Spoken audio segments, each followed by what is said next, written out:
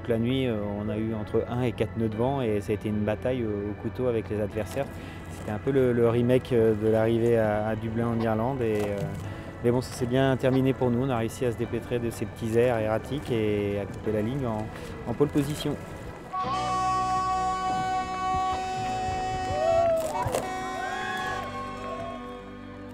Sur la bouée de ligne d'arrivée, le vent s'est complètement cassé la gueule et donc on a été les premiers à s'arrêter net là-dedans. Et puis forcément un peu pris au dépourvu, dans quel sens revient le vent, d'où il revient, est-ce que c'est fort, est-ce que c'est juste passager. Et du coup pendant ce temps-là, les autres petits camarades qui ont vu ça de loin ont dû réagir un petit peu plus vite que nous.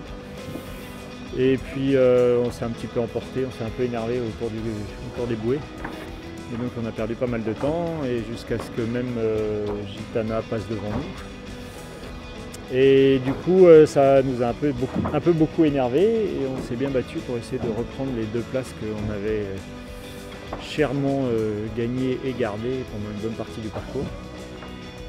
Donc voilà, et puis heureusement le soleil se lève et la baie de Cascais nous libère avec un franchissement d'arrivée 2 jours.